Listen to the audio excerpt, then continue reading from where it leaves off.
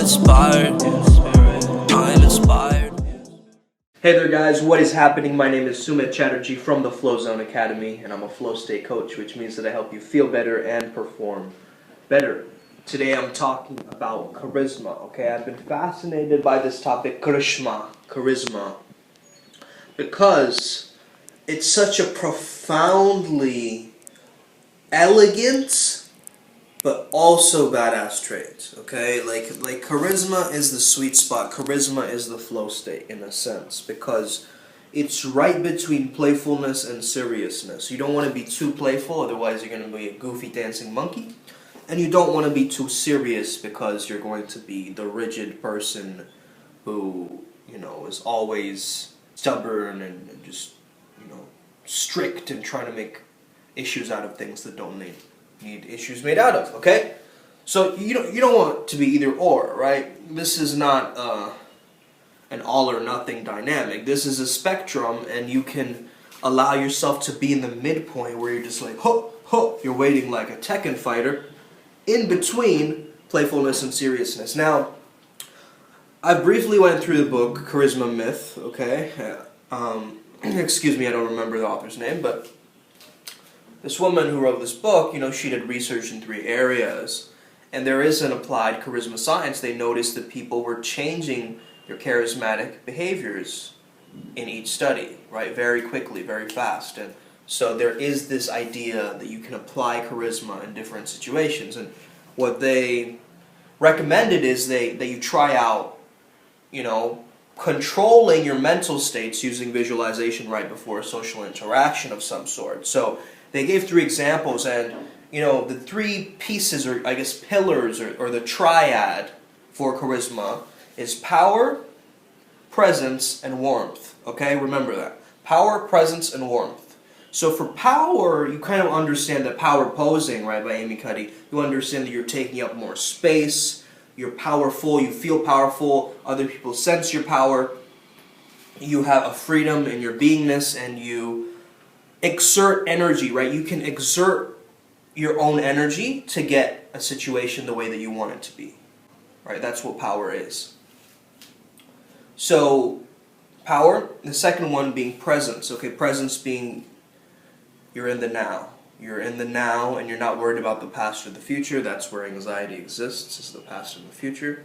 But when you're in the now, you have this confidence, okay, as I call it. Confidence, meaning you're just relaxed. You're not too worried about things. You're kind of in the present moment, and you're just observing what's happening right now. And one way to practice that, I'll give you the visualization slowly, right? And the third one is obviously warmth, warmth, radiance, a feeling of friendliness that we have with people, that they feel like, you're being altruistic, you're helping them out, you're being supportive to them, right? So, for the first visualization, for power, I want you to imagine, you close your eyes and imagine you're like a gorilla, okay? You're a gorilla and you're walking on stage. How do gorillas walk? They walk very open with their body language. They don't walk very closed up, right? Gorillas are very open. They walk kind of like this, right? Kind of like the Conor McGregor walk, I don't know what happened to Conor McGregor anyway. He was a beast, but I think that something clicked in his brain, and he's not really the same anymore. He's lost that charisma. How has he lost it? I don't know. It's still there. It's buried inside of him, right? He has to bring it out again.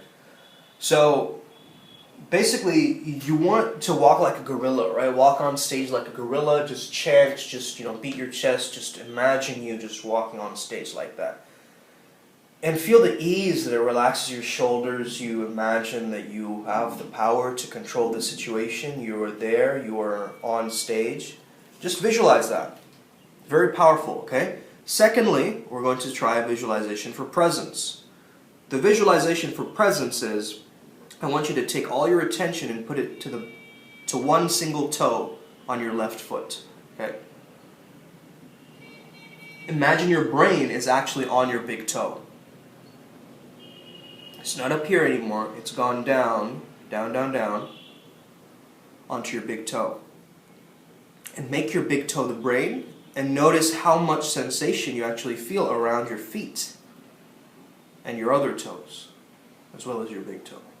Just notice how the sensations got enhanced as soon as you put focus on your toe, on your left toe, left foot's toe, right? So it's quite amazing how that happens. So that's a really powerful thing we can do with presence. You know when you stub your toe and it's like all the pain goes down there? You can't really control it. It's like, ow. Like, you know, the pain sort of forces you to be mindful. We're not talking about forced mindfulness here. We're just talking about mindfulness, right? We're talking about conscious mindfulness. So you want to actually put it in your mind that, okay, I'm going to do this. Or you're setting the intention through the visualization, and then you actually imagine you going into the body and out of your head, into the body and out of your head. Okay, that's one way to ground.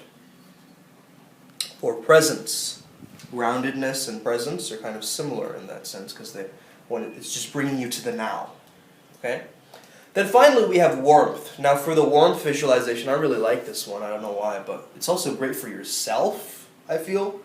Okay, so the visualization is you imagine people have angel wings, and the reason why they have angel wings is because they've done something nice in the past.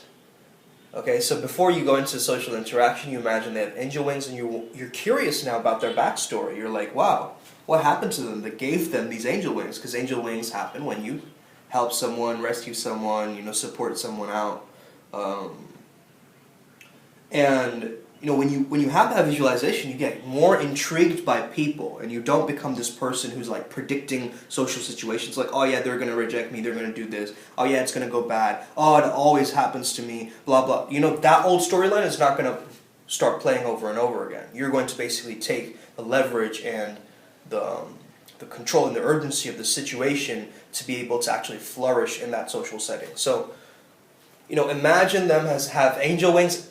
Imagine yourself with angel wings too. I think that's a beautiful visualization. I learned this from Yogi Chris. You know, he was talking about how, you know, sometimes we get neck pains and we hold our posture all weird.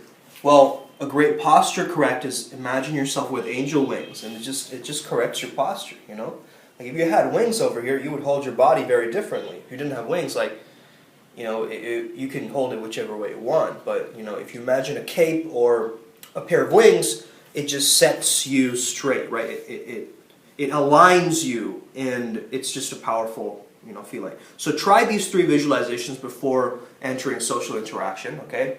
Let's do a bit of a recap. The first one was the gorilla walking on stage.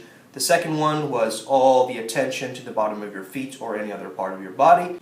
And the third one was imagine people have angel wings, okay? I hope this video helped you out today. Have an amazing day. May the flow be with you and stay legendary. See you next time, guys.